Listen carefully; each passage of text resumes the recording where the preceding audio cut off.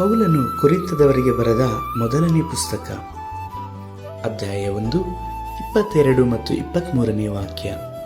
ಯೆಹೂದ್ಯರು ಸೂಚಕ ಕಾರ್ಯಗಳನ್ನು ಕೇಳುತ್ತಾರೆ, ಗ್ರೀಕರು ಜ್ಞಾನವನ್ನು ಹುಡುಕುತ್ತಾರೆ. ನಾವಾದರೂ ಶಿಲುಬೆಗೆ ಹಾಕಲ್ಪಟ್ಟ ಕ್ರಿಸ್ತನನ್ನು ಪ್ರಚುರಪಡಿಸುತ್ತೇವೆ. ಕರ್ತನಲ್ಲಿ ಪ್ರೀತಿಯ ದೇವಜನರೇ, ನಾವು ಯೇಸುವನ್ನ ಅರಿತಂತಹ ಆ ದಿನಗಳನ್ನು ಮಾತ್ರವಲ್ಲದೆ ಈಗಿರುವಂತಹ ದಿನಗಳನ್ನು ನೋಡುವಾಗ ಕರ್ತನ ದಿನವು ಸಮೀಪವಾಗಿದೆ ಎಂಬುದನ್ನು ಅರಿತುಕೊಳ್ಳಬೇಕು. ಪೌಲನ ಕಾಲಕ್ಕೂ ಈ ಕಾಲಕ್ಕೂ ಆಲೋಚಿಸಿ ನೋಡುವಾಗ, ಪೌಲನ ಕಾಲದಲ್ಲಿ ಗ್ರೀಕರು ಮತ್ತು ಯೆಹೂದ್ಯರು ಎದುರು ನೋಡುವಿಕೆ, ಸೂಚಕ ಕಾರ್ಯ ಮತ್ತು ಈ ಭೂಮಿಗೆ ಸಂಬಂಧಪಟ್ಟಂತ ಜ್ಞಾನ ಐಶ್ವರ್ಯವೇ ಆಗಿತ್ತು. ಆದರೆ ಅಪೊಸ್ತಲನಾದಂಥ ಪೌಲನು ಅವರನ್ನ ಕರ್ತನ ಕಡೆಗೆ ನಡೆಸಲಿಕ್ಕೋಸ್ಕರವಾಗಿ ಅವರ ಅಪೇಕ್ಷೆಗನುಸಾರವಾಗಿ ಕರ್ತನ ವಾಕ್ಯವನ್ನ ಸಾರಿದನು. ಕೇಳಿದಂಥ ಅನೇಕರು ಕರ್ತನ ಕಡೆಗೆ ತಿರುಗಿಕೊಂಡರು.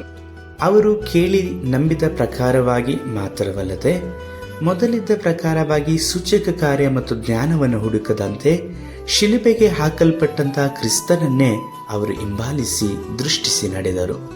ಇಹಲೋಕದ ಜ್ಞಾನವನ್ನು ಬಿಟ್ಟು ಯೇಸುವನ್ನು ಧರಿಸಿಕೊಂಡು ಕರ್ತನಿಗಾಗಿ ಸಾಕ್ಷಿಯಾದರು. ಉದಾಹರಣೆ ತೀತ, ತಿಮೋತಿ, ಲುದ್ದೇಳು, ಹೀಗೆ ಅನೇಕರು. ಆದರೆ ನಂತರದ ದಿನಗಳಲ್ಲಿ ಅವರು ಶಿಲುಬೆಗೆ ಹಾಕಲ್ಪಟ್ಟಂತ ಯೇಸುವನ್ನ ಪ್ರಚುರಪಡಿಸಿದರು. ಅವರು ಕರ್ತನಲ್ಲಿ ಮನಸ್ಸಾಂತರ ಹೊಂದಿದರು.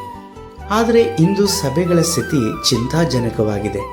ಶಿಲುಬೆಗೆ ಹಾಕಲ್ಪಟ್ಟಂತ ಯೇಸುವನ್ನು ಕುರಿತು ಸಾರದೆ ಅದ್ಭುತ ಸೂಚಕ ಕಾರ್ಯಗಳು, ಕಾರು ಬಂಗಲೆಗಳ ಸಂದೇಶ, ಪ್ರಮೋಷನ್ಗಳನ್ನು ಕುರಿತಾಗಿ ಹೇಳುವಂಥ ಪ್ರವಾದನೆ, 1000 ರು ಕೊಟ್ಟರೆ 1,00,000 ಕೊಡುವ ದೇವರು ಎಂಬುದಾಗಿ ದೇವರ ಹೆಸರಿನಲ್ಲಿ ಬಿಸ್ನೆಸ್ಗಳು ಅಧಿಕವಾಗಿರುವಂಥದ್ದನ್ನು ಕಾಣುತ್ತೇವೆ.